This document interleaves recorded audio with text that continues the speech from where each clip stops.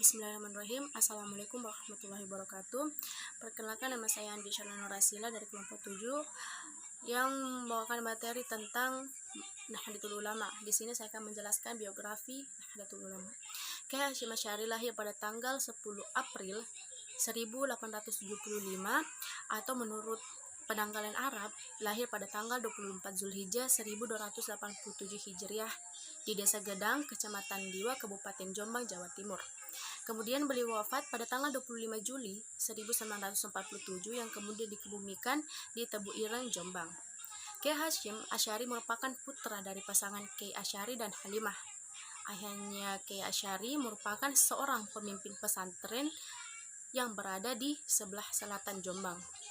Kiai Hasyim Asy'ari merupakan anak ketiga dari 11 bersaudara dari keturunan ibunya. Kiai Hasyim Asy'ari merupakan keturunan ke-8 dari Jakatingkir atau Sultan Pajang. Dari ayah dan ibunya, Kiai Hasyim Asy'ari mendapat pendidikan dan nilai-nilai dasar Islam yang kokoh. Selanjutnya saya akan membahas tentang sejarah berdirinya Nahdlatul Ulama. Nahdlatul Ulama disingkat NU yang artinya Kebangkitan Ulama, yang mana sebuah organisasi yang didirikan oleh para ulama pada tanggal 31 Januari 1926 atau 16 Rajab 1344 Hijriah di Kampung Kabupaten Surabaya. Untuk memahami NU sebagai organisasi keagamaan secara tepat, belumlah cukup jika kita hanya melihat dari sudut pandang formal sejenak ia lahir. Sebab jauh sebelum NU lahir dalam bentuk jamiah, ia terlebih dahulu ada dan berwujud jamaah atau community yang terikat kuat oleh aktivitas sosial keagamaan yang mempunyai karakteristik sendiri. Latar belakang berdirinya NU berkaitan erat dengan perkembangan pemikiran keagamaan dan politik dunia Islam kala itu. Pada tahun 1924 di Arab Saudi sedang terjadi arus pembaharuan. Syekh Hussein, Raja Hijaz atau Mekah yang berpaham Sunni ditaklukkan oleh Abdul Aziz bin Saud yang beraliran Wahabi.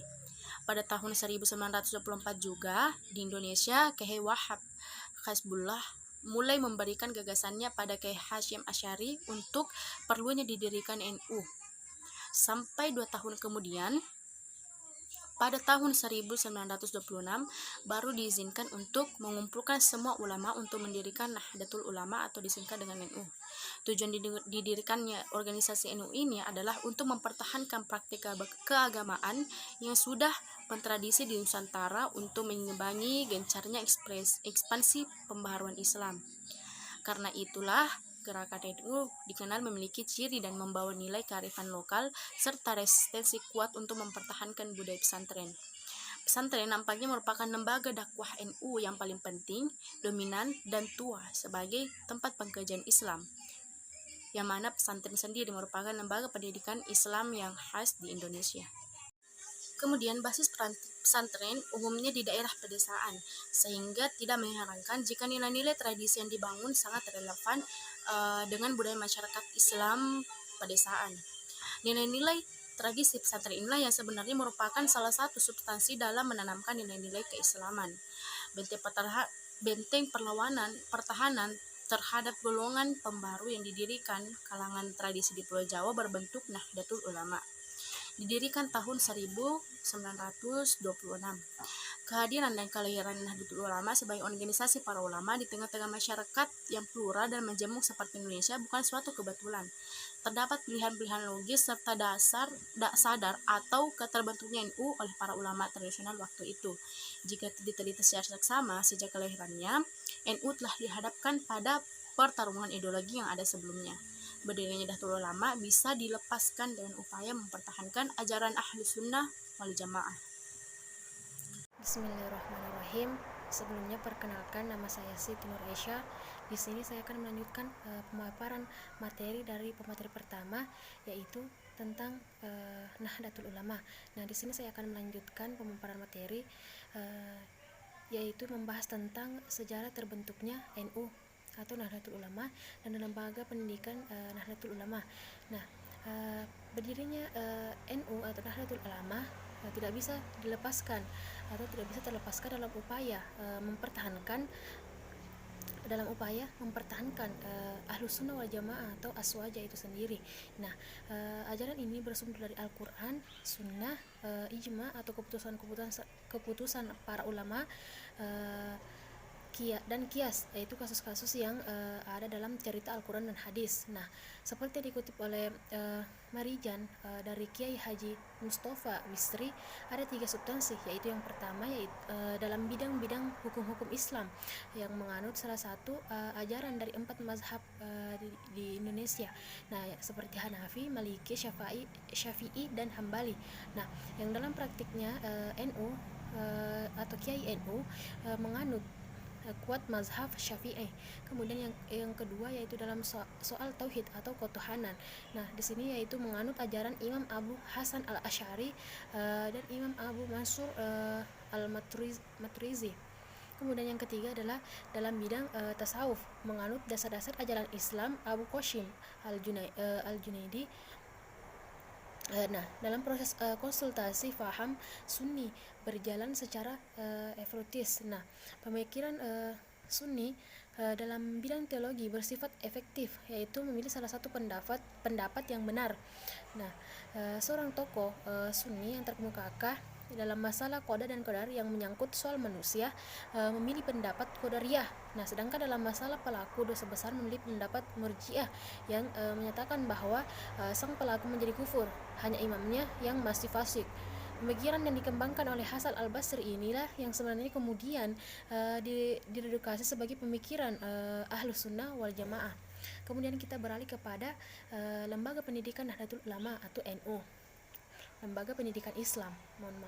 Nah, sejarah pergerakan NU atau Nahdlatul Ulama sebenarnya adalah sejarah pendidikan sementara. Pohon organisasi NU sangat rimbun oleh lembaga-lembaga pendidikan, yaitu seperti pesantren, majelis taklim, diniyah, madrasah atau sekolah, dan perguruan tinggi. Nah, dalam hal pendidikan, NU merupakan salah satu lokomotif pembaharuan pendidikan. Setahun setelah berdirinya, persisnya pada Muktamar NU kedua atau tahun 1927, Muktamar mengadakan penggalangan dan secara nasional untuk mendirikan dan membangun madrasah dan sekolah. Nah, pada Muktamar NU yang ketiga pada tahun 1928, elit NU memperkasai gerakan peduli pendidikan dengan mengajak para muktamirin untuk mengunjungi pesantren-pesantren besar seperti Tombak Beras yang dipimpin Kiai Haji Wahab Kasbullah, Denyayar yang dipimpin oleh Kiai Haji Bisri Syamsuri, dan Nganjuk yang dipimpin oleh Kapatudin Seror Putih.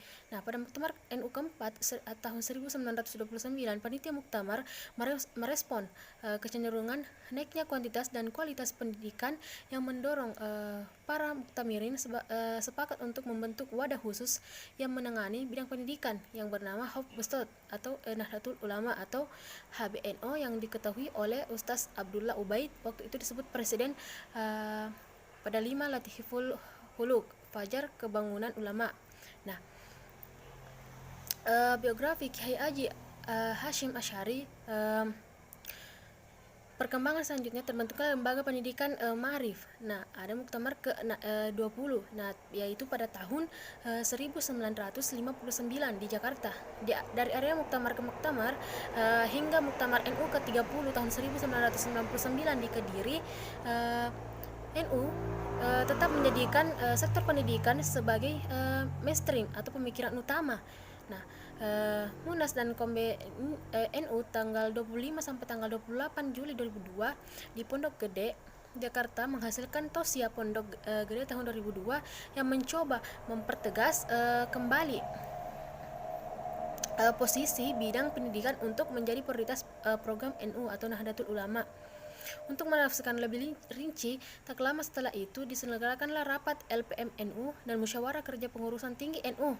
Nah, di forum tersebut NU kembali mematangkan format, strategi dan garis panduan pengembangan pendidikan di lingkungan NU itu sendiri.